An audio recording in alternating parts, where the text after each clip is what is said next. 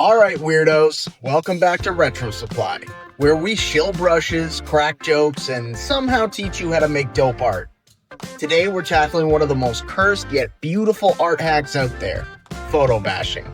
Ever thought up some strange and wonderful drawing idea, only to go reference hunting and realize that no other human has dared to create the unholy abomination you just dreamed up? Yeah, same here. That's why photobashing is a lifesaver. It lets you cobble together whatever weird concoction you're cooking up in record time. Concept artists use it to crank out hyper-realistic scenes. But here's the twist. We're not making photoreal monstrosities. We're using Procreate to build clean reference images. Think of it like kit bashing a spaceship model. But instead of glue and plastic wings, you're Frankensteining images into a solid blueprint. Why? Because drawing straight from your brain is like trusting a raccoon with your credit card.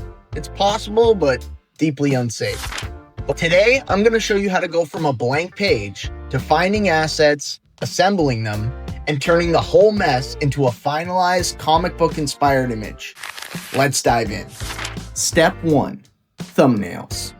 Before we even touch photos, we gotta vomit ideas onto the page. I'm talking loose, scrappy thumbnails. The kind of thing you'd be embarrassed to show your mom. Don't stress about perspective grids, don't stress about anatomy, don't even stress if your characters look like potatoes. This stage is pure shapes and vibes. Pretend you're storyboarding out your fever dreams. Today I'm sketching with one of my new favorite RetroSupply brushes, the Dixon HB2 pencil. It's from the mid-century pack, but we've also got a bunch of other killer sketching brushes in the standard pencil pack, if you want some variety. I've also got a paper texture from Color Lab underneath, because once I start dropping in some color, I know it will soak right into the page like real ink. I had a bunch of ideas for today's drawing, and I couldn't decide which way to go. That's where thumbnails save the day. Like in my head, a fish fishing for human babies sounded hilarious, but the second I sketched it out, it was a little too cursed, even for me. Here's the trap that a lot of artists fall into when photobashing. If you skip thumbnails, you'll end up hoarding a bunch of random pictures like you're a digital dragon. The thumbnails keep you honest. Once you nail that down, the actual photobashing is way faster and way less chaotic. You'll know exactly what kind of images you need with none of the guesswork. And here's a pro tip. Keep your thumbnails small. If you're zooming in, you're already doing it wrong. Thumbnails are supposed to look like hieroglyphics drawn by someone mid-panic attack. Step 2. Finding assets. Alright, it's time to treasure hunt. Here's the rule. You're not searching for the perfect picture. You're searching for pieces.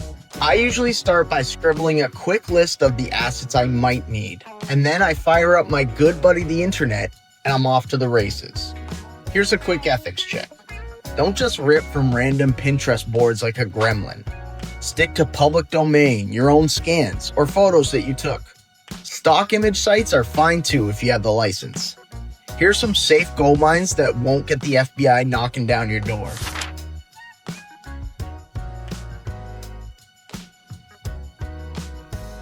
Got it? Good. Like I said, don't get hung up on finding the perfect image. Save a bunch of options. You can always tweak scale, rotation, or perspective later. Dump them all into your camera roll and start importing them into Procreate. Here's a pro tip. Throw everything onto a single canvas. Toss them around like a chaotic scrapbook. Keep each photo on its own layer. Label them if you want, or don't. I'm not your mom, I think. Step 3. Rough layout. Now comes the fun part. Smashing all your assets together into something that vaguely resembles your thumbnail. I like to start with my focal point. In this case, it's the arcade machine. First thing I do is trim out the background. Notice how I'm doing it super quickly and not very neatly? That's on purpose. Remember, this is just a reference. It's not the Mona Lisa. Don't waste 3 hours with pixel perfect selections. If you can tell what it is, then you're good. Once it's cut out, I scale, rotate, and distort it just enough to fit the skeleton of my original thumbnail. Don't go overboard. If you warp it into oblivion, it'll look like the arcade machine fell into a black hole. If the photo just isn't working with your layout, don't force it. Toss it and find a better one. Photobashing is all about flexibility. At this stage, I don't touch hue or saturation much because we're not polishing yet. This is basically a digital collage held together with duct tape and a dream. Your only job right now is to make sure the major shapes line up with your sketch. From here, I go through my original drawing layer by layer. Foreground, midground, background. I hunt through my asset pile, grab the photo that feels closest, chop it out, and warp it until it sort of fits the plan. It doesn't need to be pretty, it just needs to give you a solid blueprint. By the end, you'll hopefully have something that at least resembles what you imagined. Or it might look like a deranged monkey cut up a bunch of magazines and glued them together. Either way, that's totally fine. The polish comes next. Step 4. Polish. This step is totally optional. If you want to dive into sketching, skip ahead, there's no shame. But if you like having a clean, readable reference, here's what I do. First, I clean up my selections. When you're rough cutting photos early on, it's fine to leave jagged edges, little background bits, or weird halos. But if you plan on using this bash as a guide for line work, those messy edges can trip you up. Next, start adjusting hue and saturation. This isn't about making the image pretty, it's about making the elements feel like they belong in the same world. And finally, tweak your composition. Now that everything's on the canvas, take a step back and squint at it. Is your focal point actually the focus? Or did some background object suddenly steal the spotlight? Nudge things around, scale them, rotate them, or swap one element out if it's not pulling its weight. At the end of this polish pass, your PHOTOBASH should feel cohesive and easy to read. It doesn't have to be beautiful, it doesn't have to impress anyone. It just has to work as a solid roadmap for the drawing stage. Again, this is an optional step. Step 5, draw over. Alright, now that we have our cursed scrapbook of a PHOTOBASH, it's time to turn it into something usable. First, take your finished PHOTOBASH layer and drop the opacity down so it sits faintly in the background. You want it ghosted out, just enough that you can still see the structure without it competing with your lines. Now, on a new layer above, do a quick messy sketch pass. Don't get precious here, just capture the big shapes, silhouettes, and perspective. You're basically simplifying all those photo details into clean, readable forms. Once your rough is down, drop the opacity on that layer and start a new one. This is where you refine. Straighten out your proportions, lock in perspective, clarify edges, and add detail that the bash couldn't give you. This is where your drawing actually starts to feel like your art and not just a trace collage. Finally, when you've got a solid, clean pass, it's time to prep for the fun stuff. Inking and color. Lower the opacity of your clean sketch, start one last layer on top, and begin to lock in your final line art. Today I'm wrapping things up by inking with the dry fountain pen. Easily my MVP from the standard pens pack. This brush is like a time machine. Every stroke has that natural wobble and grit that makes your art look like it just fell out of a 1970s comic book rack. Once the lines are locked in, I dive into Color Lab, our halftone brush kit that basically turns your tablet into a vintage printing press. They get this authentic comic effect when you're layering with them, and it feels like total alchemy, guys. It's super satisfying.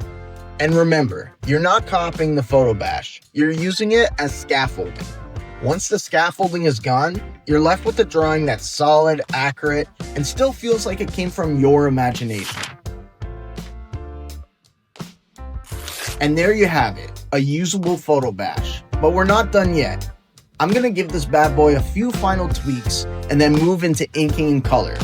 The good news? You're invited to watch the whole process.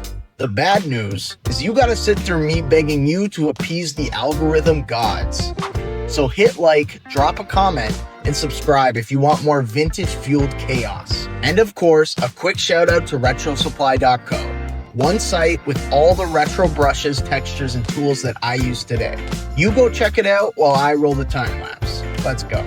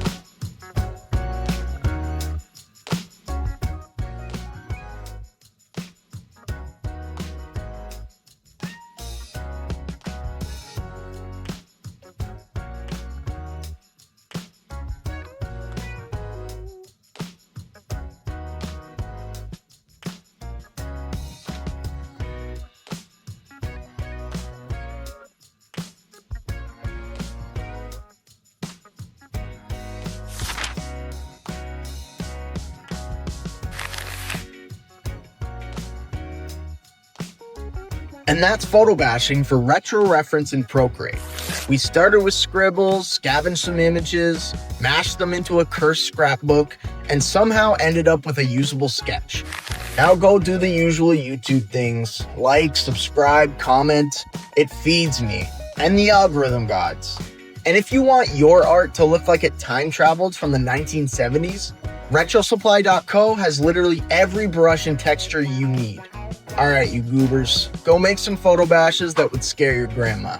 Happy creating.